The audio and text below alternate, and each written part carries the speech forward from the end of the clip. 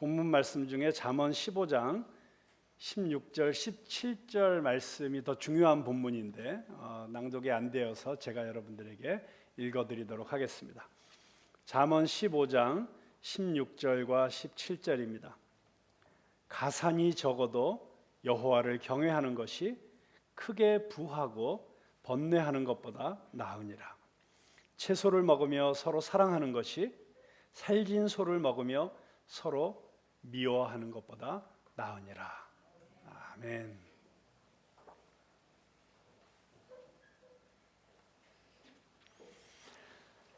네, 한때 CNN 기자였고 작가인 레온 해리스라는 분이 있습니다.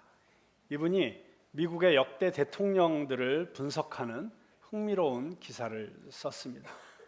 비교적 미국의 대통령들 가운데서 정말 좋은 업적을 남기고 또 선한 영향력을 미치고 대부분의 국민들로부터 존경받는 그런 대통령들만을 뽑아서 그분들을 세 가지 유형으로 분류를 했습니다. 첫 번째, 유능한 대통령. 둘째, 성실한 대통령. 셋째, 행복한 대통령. 유능한 대통령으로는 조지 워싱턴, 링컨, 루즈벨트, 케네디 같은 대통령들을 뽑았습니다. 성실한 대통령으로는 우드워즈, 지미 카터가 들어갔습니다. 근데 행복한 대통령에는 대표적으로 누가 들어갔을 것 같으세요? 전혀 감이 안 오세요? 네, 로널드 레이건이 아주 대표적으로 행복한 대통령으로 꼽혔고, 그런데 또 다른 대통령이 있었습니다. 윌리엄 맥킨리라고 하는 대통령이었습니다. 우리에게는 아주 생소한 이름이지만 미국 25대 대통령으로서 역사에 아주 중요한 발자취를 남긴 대통령입니다. 그는 국민들의 특별한 사랑을 받았고 그의 겸손함, 그의 조용한 미소, 그리고 그의 듬직한 태도는 그를 보기만 해도 평화와 행복을 느끼게 만드는 그런 대통령이었다고 합니다. 한 저널리스트가 도대체 당신의 그 행복감은 어디로부터 오는 것입니까? 이런 질문을 받았을 때 그는 서슴지 않고 교회와 가정이죠, 이렇게 대답을 했습니다. 특별히 그가 성장하면서 어린 시절 다녔던 시골 교회의 예배 장면, 그리고 시골의 자기 가정에서 온 가족들이 함께 둘러앉아서 식사를 하던 그 식탁의 추억이 자기의 일생을 붙들고 있는 힘이라고 그렇게 고백을 했습니다. 교회의 예배장에서 정기적으로 하나님을 만나는 사람, 그리고 가정에서 식탁에 둘러앉아 식구들과 행복한 대화를 나누는 사람들이 어떻게 행복하지 않을 수 있느냐라고 하는 반문을 오히려 저널리스트에게 했다고 합니다. 그렇습니다. 우리가 성경을 자세히 연구해 보면 하나님이 직접 세우신 기관은 딱 두 가지밖에 없습니다. 가정과 교회입니다. 성경에 보면 하나님이 행하신 가장 위대한 사역은 창조의 사역과 구속의 사역이라고 할 수 있습니다. 구원의 사역. 그런데 창조의 사역을 보면 하나님께서 만물을 다 창조하시고 마지막 날 남자와 여자를 창조하시죠. 그리고 그들을 부부로 연합하게 함으로 가정이 태어납니다. 창조 사역의 절정에서 가정이 태어난 것입니다. 그리고 구원의 사역을 한번 생각해 보십시오. 하나님의 아들 예수 그리스도가 이 땅에 오셔서 우리가 허물과 죄를 짊어지고 죽을 수밖에 없는 우리를 대신해서 십자가를 지시고 그 십자가에서 당신의 거룩한 피를 흘려주셨습니다. 성경은 그 피값으로 말미암아 값주고 사신 공동체가 교회라고 말합니다. 예수의 피로 씻김받고 구원받은 사람들의 공동체가 교회라면 이 구속사역, 예수 그리스도의 구원 사역의 절정으로 교회가 태어난 것입니다. 여러분, 왜 예수님의 구속 사역이 필요했습니까? 그것은 인간이 타락했기 때문에, 그 타락한 곳으로부터, 그래서 죽을 수밖에 없고 멸망당할 수밖에 없는 그 비참한 상태로부터 우리를 건져주시고 구원하시기 위함이었습니다. 그리고 원래 하나님께서 인간을 처음 만드셨을 때 인간이 누릴 수 있었던 그 영광스러운 하나님의 형상, 그리고 그 하나님의 형상으로부터 나오는 아름답고 풍요로운 삶을 회복시켜 주시기 위함이었습니다. 그래서 우리가 구원받았다고 하는 것은, 그러므로 하나님이 본래 우리를 창조하셨을 때 가지셨던 그 기대를 회복하는 것입니다. 하나님의 오리지널한 디자인을 회복하는 것이죠. 여러분, 그래서 교회와 가정은 매우 중요한 연관성이 있습니다.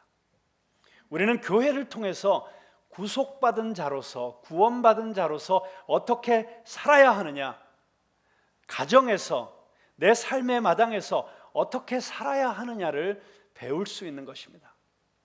그러므로 교회는 우리의 삶의 한복판에 있는, 그냥 우리 삶 따로 교회 따로가 아니라, 그렇게 이원론적으로 분리할 수 있는 것이 아니라 교회와 가정이 완전히 하나가 되어야 되는 것입니다. 그리고 우리의 삶의 모습도 교회와 가정에서 똑같아야 합니다. 내가 주일날 교회에서 나와서 보여주는 나의 모습이 나의 가정 안에서도 그대로 보여질 수 있어야 된다는 것입니다. 그런데 교회에 나와서 사람들 앞에서 보여지는, 공적인 장소에서 보여지는 나의 모습과 나의 사적인 영역, 내가 홀로 있을 때 또는 내 가족들과 있을 때 그때 보여주는 모습이 다르다고 한다면, 우리가 교회에서 보여주는 우리의 모든 모습들은 그것은 그냥 종교적 게임에 지나지 않을 것입니다. 그냥 연극에 지나지 않을 것입니다. 우리가 가정에서나 교회에서나 동일한 삶의 모습을 보여주면서 살 수 있어야 합니다. 내가 정말 교회와 가정에서 똑같은 사람인가? 그걸 누가 가장 잘 알까요? 우리 식구들이 제일 잘 알죠. 저는 제 아내와 제 딸에게 물어보지 않습니다. 너무 위험한 질문이거든요. 내가 가정에서 보여주는 모습과 교회에서 보여주는 모습이 똑같다고 생각하니? 라고 묻고 싶은 충동이 있었지만 잘 참고 있습니다. 여러분, 교회와 가정 너무나도 중요하고, 그리고 정말 가정 같은 교회, 가족 같은 교회, 그리고 교회 같은 가정을 이루어낼 때 우리는 참으로 행복한 인생을 살아갈 수 있습니다. 실제로 교회 생활이 안정이 안 되면 우리의 가정 생활에서도 성도는 안정을 찾기가 힘이 듭니다. 제가 특별히 이민교회에 한 10여 년을 있으면서 이민교회 성도들을 만나보니까, 이민교회 성도들에게는 교회가 거의 삶의 전부예요. 이 사회에서는 다음 세대들을 위해서 희생하고 내가 썩어지는 미랄이 되어서 정말 허들의 막리를 하면서도 내가 견디며 살지만, 그러나 그런 삶을 살아가면서도 우리가 희망을 갖고 꿈을 갖는 것은 교회가 있기 때문에, 그 교회 안에서 자신의 정체성을 발견하고 교회 안에서 위로를 받고 교회 안에 자기의 삶의 모든 것이 다 들어있는데, 교회가 깨진다거나 교회가 분열한다거나 교회 안에 다툼이 있다거나 이렇게 되면 아무리 밖에서 돈을 많이 벌어도, 아무리 밖에서 성공을 해도 성도들의 삶이 행복하지가 않더라고요. 그러니까 교회가 건강하게 행복한 교회가 되는 것이 우리 성도들의 가정생활과 개인 생활에도 정말 너무나도 중요한 영향을 미친다는 사실을 우리가 깨달을 때, 우리는 정말 이 교회 공동체를 소중하게 가꾸고 섬겨야 될 줄로 믿습니다. 성 어거스틴은 이런 유명한 말을 남겼습니다. 교회를 어머니처럼 섬기지 못하는 사람은 하나님을 아버지로 부를 자격이 없다. 우리 신앙생활에 있어서 이 교회의 중요성을 너무나도 강조한 말이라고 할 수 있습니다. 여러분, 어거스틴이 이렇게 말할 정도로 교회 생활은 우리의 신앙생활에 있어서 절대적인 중요성을 갖습니다. 저는 우리 푸른나무 교회 성도들이 푸른나무 교회를 사랑하고 푸른나무 교회 안에 깊게 뿌리를 내리고 교회에서 우리의 삶에 필요한 그 영양분들을 충분히 공급받아서 시냇가에 심은 나무처럼 싱싱하고 푸르른 건강한 삶을 살아가시게 되기를 주님의 이름으로 축원합니다. 그렇습니다. 우리가 함께 힘을 합쳐서 건강한 교회, 행복한 교회를 만들어가는 것은 너무나도 중요한 일입니다. 그러나 건강한 교회를 세워가는 것 못지않게, 아니 어쩌면 훨씬 더 중요한 성도의 사명이 있는데, 그것은 건강한 가정, 행복한 가정을 만드는 것입니다. 교회 일을 너무 열심히 하느라고 가정을 등한시하고 가정에서 마땅히 감당해야 될 부분에서 소홀하다면 그는 건강한 그리스도인이라고 말할 수 없습니다. 우리는 교회에서 섬기는 일과 가정생활의 책임 사이에 잘 균형을 갖춘 그런 성도들이 되어야 마땅하리라고 생각합니다. 오늘 저는 가정의 달, 그리고 어버이 주일을 맞이해서 어떻게 하면 우리가 건강하고 행복한 가정을 만들어갈 수 있는지 하나님의 말씀 가운데, 특별히 잠언 말씀 가운데서 그 비밀을 찾아보고자 합니다. 잠언 15장 16절 17절에 있는 말씀은 너무나도 단순하게 우리가 행복한 가정 생활을 할 수 있는, 건강한 가정 생활을 할 수 있는 비결을 두 가지로 말하고 있습니다. 첫째는 여호와를 경외하는 것입니다. 둘째는 서로 사랑하는 것입니다. 이 두 가지 요소만 가정 안에 든든하게 두 기둥처럼 튼튼하게 자리 잡을 수만 있다면 우리 가정은 건강한 가정이 될 것이고 우리 가정은 행복한 가정이 될 것입니다. 오늘 저는 먼저 여호와를 경외하는 가정이 된다는 것이 어떤 의미인지를 먼저 여러분들과 함께 나누기를 원합니다. 그리고 시간을 봐가면서 시간이 충분하면 가족 간에 어떻게 서로 사랑해야 되는지에 대한 이야기도 나누려고 합니다. 오늘 우리가 읽은 잠언 말씀은 가정의 행복이 결코 물질의 풍요함이나 재물의 많고 적음에 있지 않음을 분명하게 가르치고 있습니다. 여러분 맞지 않습니까? 여러분 돈 많다고 그 가족이 반드시 행복합니까? 아니죠. 우리는 그 거꾸로의 경우를 너무 많이 보고 있습니다. 아무리 매 끼니 산의 진미를 먹고 최고급 가구를 사용하고 값비싼 침대에서 잠을 잔다고 할지라도 그것 자체가 우리의 행복의 조건이 될 수는 없습니다. 아니 어쩌면 집안에 돈이 많으면 많을수록 그 돈 때문에 가정이 깨어지고 망가지는 경우를 우리는 얼마나 많이 보고 있습니까? 잠언은 가정의 행복은 물질에 있지 않고 여호와를 경외함에 있다고 분명하게 선언하고 있습니다. 여러분 여호와를 경외함이 무엇입니까? 저는 하나님이 내 인생의 최우선 순위가 되는 것이라고 말하고 싶습니다. 나의 성공, 나의 꿈, 내가 사랑하는 그 어떤 것보다도 하나님을 가장 사랑하고 하나님의 뜻이 내 삶 가운데 이루어지는 것이 가장 중요한 일이 되는 삶이 여호와를 경외하는 삶입니다. 하나님의 말씀을 듣고 그 말씀에 순종하기 위해서 힘들어도 어려워도 이렇게 순종하다가는 죽을 것 같아도 그냥 단순하게 순종하는 것, 그것이 하나님을 경외하는 삶입니다. 하나님의 일이라면 열일 제쳐놓고 먼저 달려가는 마음, 그것이 여호와를 경외하는 마음입니다. 그리고 하나님을 예배하는 일에 내 목숨을 거는 것입니다. 그리고 내 생각, 내 경험, 내 판단을 십자가 앞에 내려놓고 끊임없이 하나님의 뜻을 묻는 것, 그것이 여호와를 경외하는 사람들의 삶의 모습이라고 할 수 있습니다.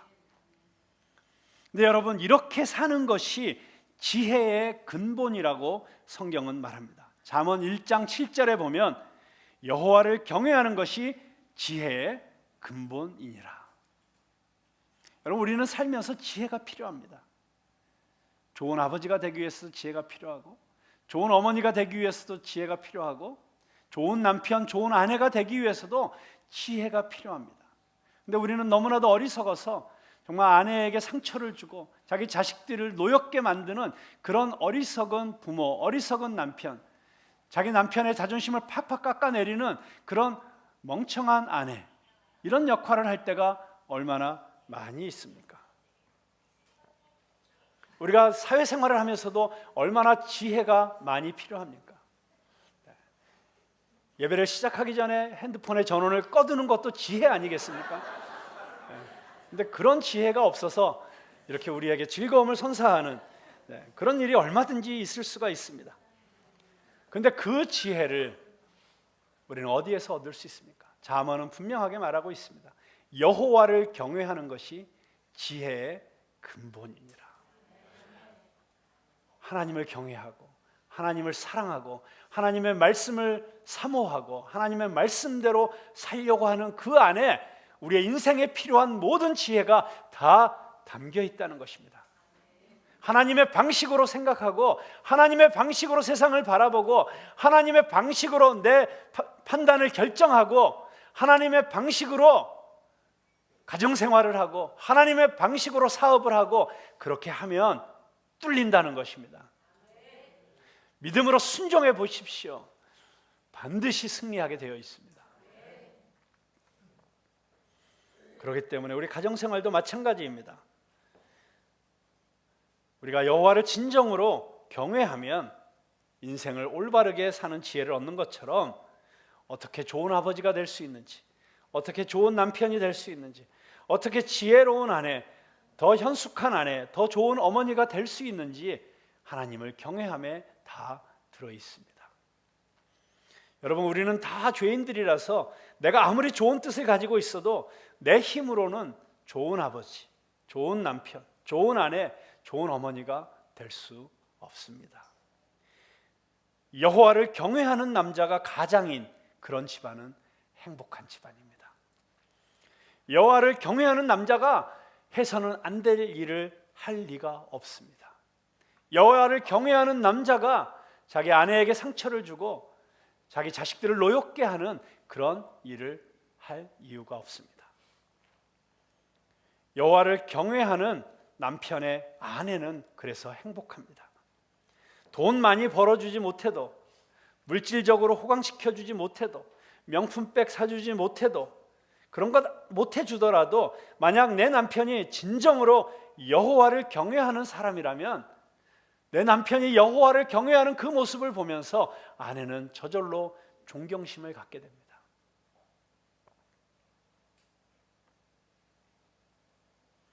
말씀 그대로 남편에게 기꺼이 복종하게 됩니다.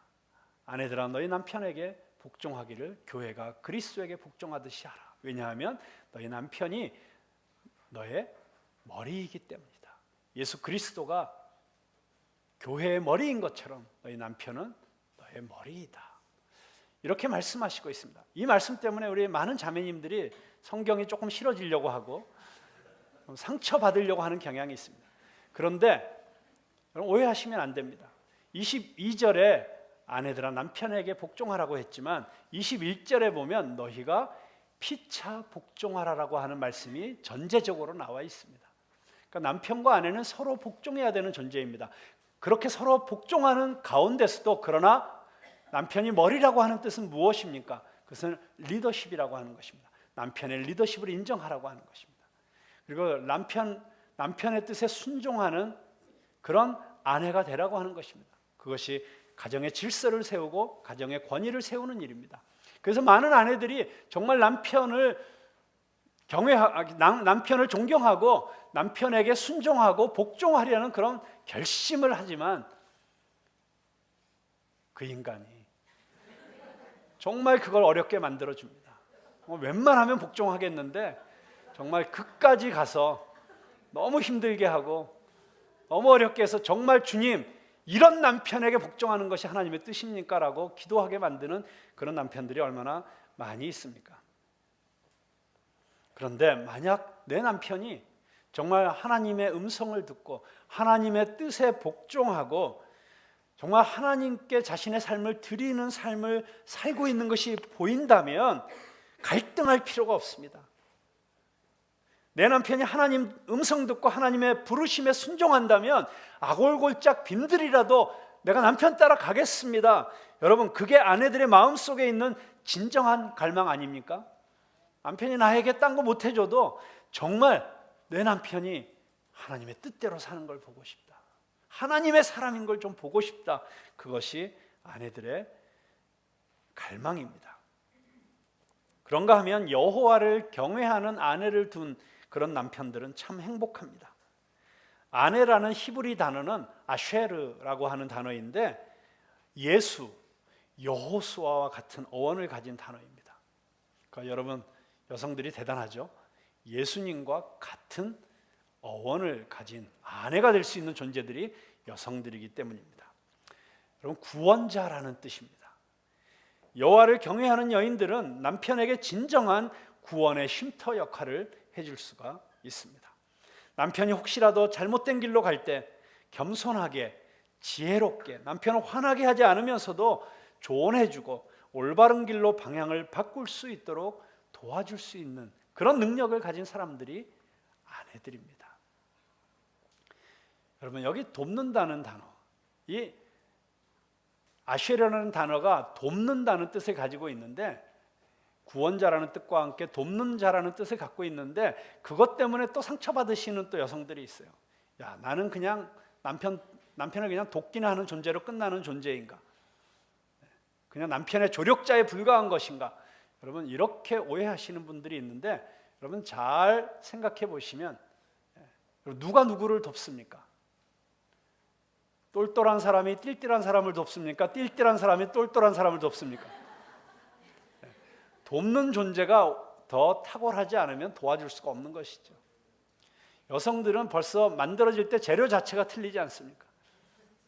남자는 흙으로 만들었고 여자들은 본 차이나 뼈다귀를 갈아서 만들었습니다. 재질 자체가 틀린 것이죠. 여성들이 그렇게 남편을 도와줄 수 있는 존재라고 하는 것입니다. 그래서 잠언 31장에 나오는 현숙한 아내, 진주보다도 값진 진주보다도 귀한 그런 현숙한 아내의 역할을 해줄 수 있습니다. 뿐만 아닙니다. 진정으로 여호와를 경외하는 부모의 자식들은 정말 복받은 인생이 됩니다. 사랑하는 성도 여러분, 여러분의 자녀들에게 뭘 남겨줘야 자식들에게 가장 귀한 선물을 줄 수 있는 것일까요? 저는 지금도 돌아가신 제 아버지를 생각하면 눈물이 핑 돕니다. 아버지의 저에게 남겨주신 그 모습들을 이렇게 혼자 생각하다가 그냥 이렇게 혼잣말을 할 때가 있어요. 아버지 고맙습니다. 아버지 고맙습니다. 저에게 기도하는 모습을 남겨주고 가셔서 감사합니다. 저의 마음속에서 아버지의 찬송 소리가 여전히 쩌렁쩌렁 들리게 해주셔서 감사합니다. 눈이 아파 피곤해 하시면서도 몇 시간씩 성경을 읽고 공부하시면서 말씀을 깨달을 때마다 어린아이처럼 좋아하시던 그 모습을 제게 선명한 기억으로 남겨주셔서 감사합니다. 여호와를 경외하는 아버지를, 그리고 아버지 못지않게 여호와를 경외하는 어머니, 지금도 저희 어머니는 생존해 계시면서 94세의 나이에 여전히 직접 운전대를 잡고 씩씩하게 다니시는 그 어머니, 그리고 아버지를 생각하면 가슴이 뿌듯해지고 자부심이 생기고 저절로 자신감이 생깁니다. 여러분의 자녀가 정말 여러분의 집안에 대한 자신감, 자부심, 자기의 정체성에 대한 확고한 그런 의식을 가지고 살 수 있다면 그것보다 더 큰 축복이 어디 있겠습니까? 여러분, 자식들은 부모가 말한 대로 살지 않고 자기들이 부모에게서 본 대로 산다고 합니다. 우리 자식들에게 줄 수 있는 최고의 선물은 아버지 어머니가 여호와를 경외함으로 살아가는 그런 모습을 보여주는 것이라고 저는 분명히 믿습니다. 그런 축복을 받고 자라는 한 목사의 아들 이야기를 여러분들에게 소개하고 싶습니다.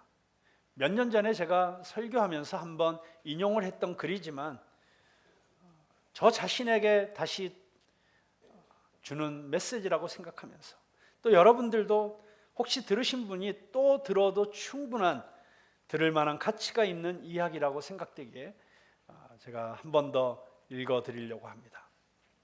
이제 은퇴하시는 아버지를 생각하면서 한 아들이 쓴 글입니다. 무능한 목사 아버지가 자랑스럽습니다. 저희 아버지는 부산 서지방 부일교회 김무송 목사님이며 오늘 대구 제1교회에서 은퇴 찬하 예배가 있습니다. 참석하지 못하는 마음을 글로 대신합니다. 아버지의 목회자 은퇴를 찬하하며, 나의 아버지, 어머니란 말로도 가슴이 벅차다. 우리 가족은 아버지, 어머니, 아들만 삼형제 이렇게 5 식구다. 아버지는 부산 서지방의 어느 교회에서 25세의 집사, 30세의 권사, 35세의 장로가 되신 후 성직자의 길을 조금 늦게 시작하셨다. 부교역자 생활을 하시던 중 1983년에 부산 동지방의 어느 교회를 개척하시고 1999년에 서지방으로 옮기셔서 목회하셨다. 단독 목회는 2개 교회에서 27년간 하시고 이번에 1년 앞당겨 자원 은퇴를 하신다. 내가 철없던 시절 아버지를 통하여 느낀 목회자의 모습은 가난, 희생, 봉사뿐이라고 느꼈었다. 유창한 설교를 통하여 부흥시키는 목사님이 되길 바란 적도 있었고, 재미난 설교로 청중을 모으는 능력을 지닌 목사님이 되길 바란 적도 있었다. 하지만 아버지는 항상 평범한 설교를 하는 조그만 교회의 목사님으로 27년을 지나셨다. 우리가 어린 시절 김치보다 고구마 줄기 반찬을 많이 먹이셔야 했었고, 때로는 간장을 아들에게 반찬으로 주셔야 했었고, 어떤 날은 눈물 젖은 눈으로 쌀이 떨어졌다고 하셨고, 주스가 먹고 싶은 아들에게 주스에 물과 설탕을 타서 희석시켜 주셨던 아버지다. 떠먹는 요구르트가 나온 지 3, 4년이 지난 후에야 처음으로 우리에게 사주시고, 온 가족이 맛이 상한 것 같다고 가게에 항해하러 갔다가 이상한 사람 취급받았던 우리 가족. 내가 고등학교 졸업할 때까지 단 한 번도 가족끼리 삼겹살 외식도 못 시켜준 가장이 나의 아버지다. 형이 고등학교 3학년일 때 학급 지원금 5만 원을 못 내셔서 키 작은 우리 형을 제일 뒷자리에 앉히신 아버지. 둘째인 나는 초등학교 5학년 때 심한 급성 간염으로 입원시키라는 의사 말에도 3개월간 집에서 휴양시키셨던 아버지. 동생은 영양이 부족하여 소화 결핵이 걸려 투병하는 모습을 묵묵히 지켜보시던 아버지가 바로 나의 자랑스러운 아버지다. 아버지는 27년간 새벽 예배까지도 한 번도 빠지지 않고 홀로 인도하셨고, 연회 등의 공식적인 출타는 제외하고 한 번도 휴가가 없었던 무능한 목사님이 나의 자랑스러운 아버지다. 목회는 설교 준비는 뒤로 하고, 못하는 설교 준비는 뒤로 하고 27년간 교회 청소와 화장실 청소를 하신 설교 전문 목회자가 아닌 미화 전문 목회자였던 나의 아버지. 장단 맞춘다고 27년간 교회에 부엌 일을 하셨던 어머니, 그분들이 이제는 자랑스럽다. 2009년 만장일치로 부산 서지방 감리사로 추대되시고도 감리사직을 사양하신 목사님이 우리 아버지다. 훌륭한 분들은 감독님, 감독회장님도 하시는데 훌륭한 나의 아버지는 감리사도 못하시고 은퇴하신다. 은퇴하시면서도 교회에서 빈손으로 나오시며 헌금 더 하지 못해 죄스러워하시는 가난 전문 우리 아버지. 퇴직 적립금도 중간에 정산하셔서 전액 헌금하신 우리 아버지. 혹시 이 이야기를 들으시면서 저보고도 그렇게 하라고 그렇게 압력을 넣지는 마시기 바랍니다. 제가 기쁨으로 하려면 할 테니까. 그러나 많이 부끄러워하고 있습니다. 이 글을 읽으면서. 결혼 후 이제까지 40년간 추수감사헌금은 무조건 한 달 수입 전액을 바치셨던 무모한 우리 아버지. 30년 전 운전면허 따시고 좋아하셨는데 결국 티코도 한번 운전 못 해보신 우리 아버지. 하지만 가난 속에서도 이웃을 도우시고 가족을 위해서 항상 기도하시고 매일매일 전 교인의 이름을 불러가며 기도하시고, 교인이 많지 않아서 가능함, 희생하시던 우리 아버지가 이제는 감히 자랑스럽다. 아들 한 명은 목회하기를 내심 바라셨지만 아버지의 가시밭길 같은 목회를 보면서 우리는 절대 그렇게 살지 않기로 의기투합했던 우리 삼형제가 조금 부끄러워진다. 어린 시절 철없이 하나님께 30배, 60배, 100배 열매 주신다고 하셨으니 내가 어른이 되면 아버지보다 30배, 60배, 100배 돈 벌게 해주세요. 그렇게 어이없는 기도를 한 나에게 그 기도를 넘치게 이루어 주신 하나님은 아마도 나의 기도가 아닌 아버지의 기도에 응답하신 것 같다. 지금 형은 세계 1위라고 하는 S전자 책임연구원이 되었고, 나는 전문의가 되어 개원하였고, 동생은 한의사가 되었다. 세 명이 지금의 모습이 되기까지 수많은 우여곡절이 있었는데 지금 생각해보니 어느 것 하나도 하나님의 역사 아닌 것이 없다. 아마 이제껏 가난하게 사신 아버지를 잘 모시라는 하나님의 뜻인 것 같다. 아버지에게 축복하시면 또 다 바치고 가난하게 지낼 것 같으셔서 아들들에게 맡기시는 하나님의 센스가 아니실까 싶다. 이 모든 것이 아버지의 기도와 희생의 결실이라는 것에 우리 삼형제는 의심의 여지가 없다. 지금 지나고 보니 매 주일 하셨던 아버지의 설교는 항상 평범했지만 아버지의 70년 인생 자체가 가장 길고도 위대한 설교였다. 그것을 마흔이 되었어야 이제 깨달았다. 깨닫고 보니 아버지가 은퇴하신다. 돌이켜보면 인간적으로 가족의 추억은 가난과 어려움 뿐이었지만 하나님 앞에서는 은혜와 축복뿐인 세월이었다. 우리 가족 5명은 가족인 동시에 하나님이란 빛 하나만을 바라고 가난이라는 긴 터널을 지나면서 길이 같이 수많은 은혜와 축복의 단비를 경험한 신앙의 동지였다. 아버지의 은퇴를 진심으로 찬양합니다. 하나님 아버지께 모든 영광을 돌립니다. 여러분, 이 글 중에서 특별히 70년 인생 자체가 가장 길고도 위대한 설교였다.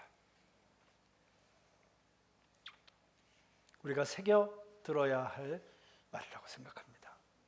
그렇습니다. 이제 웬만하면 자녀들에게 잔소리하지 마십시다.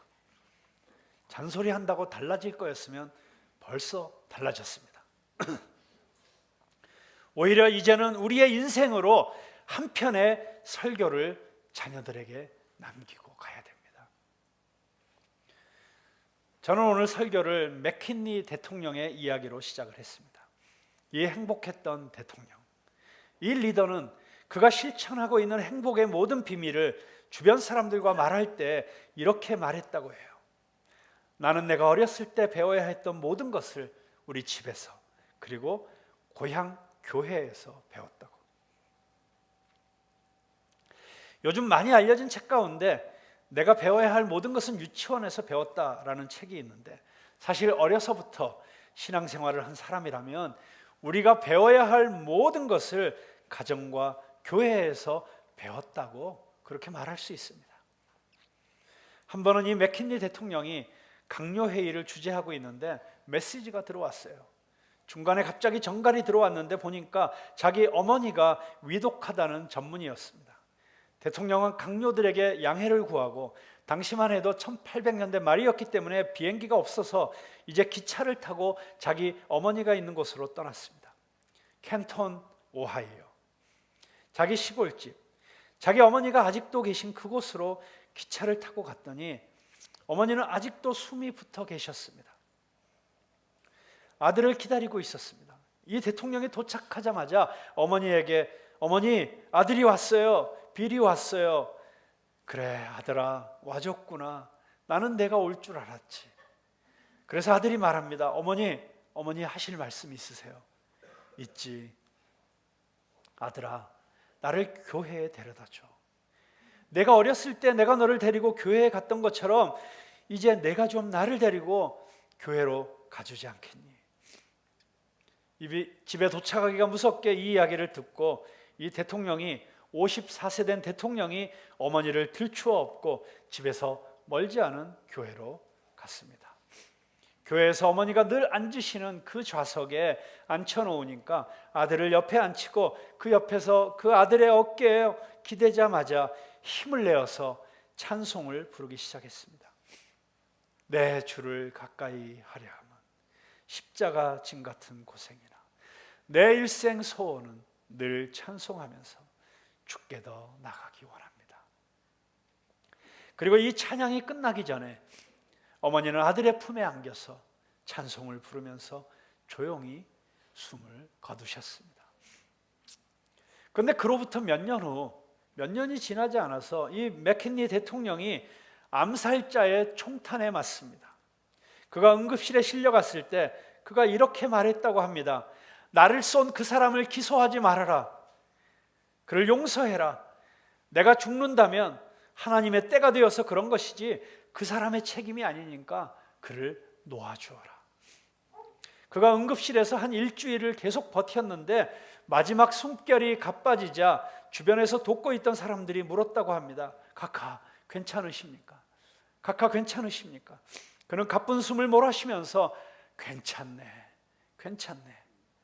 나 이제 내 주님과 내 어머니를 만나야 할 것 같네. 나를 좀 부축해줘요.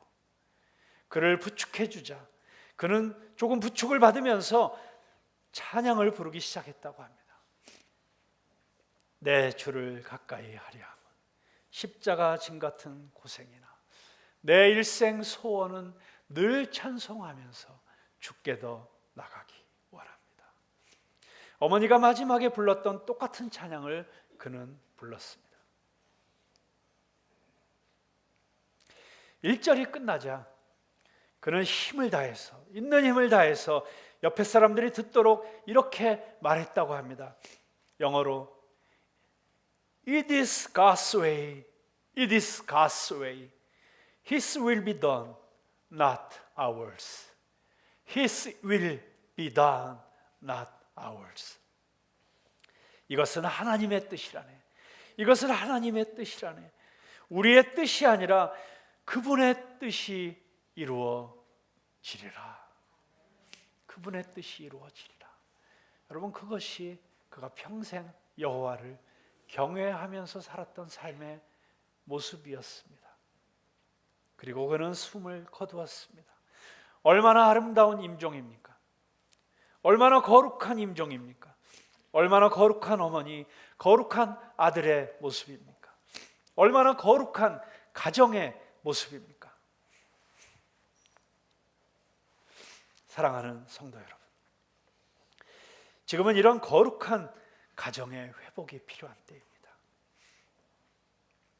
그리고 이 거룩한 가정의 회복은 바로 나로부터 시작할 수 있습니다. 내가 주님을, 예수 그리스도를 나의 구주로 고백하고 그분이 나의 주인이 되실 때 내가 온전히 나의 삶을 그분께 드리고 오직 그분의 뜻이 내 삶 가운데 이루어지기를 기도하면서 내 생각을 내려놓고 내 자존심을 내려놓고 내 고집을 내려놓고 내 개성을 내려놓고, 여기서 개성이라고 하는 것은 개 같은 성질을 얘기하는 것입니다. 이런 모든 것들을 다 내려놓고 여호와의 말씀을 즐거이 묵상하고 따르며 그렇게 주님만 바라보며 주님께 영광 돌리기 원하는 삶을 살기로 내가 결정할 때 여호와를 경외하는 거룩한 가정은 여러분의 가정에서 시작될 수 있습니다.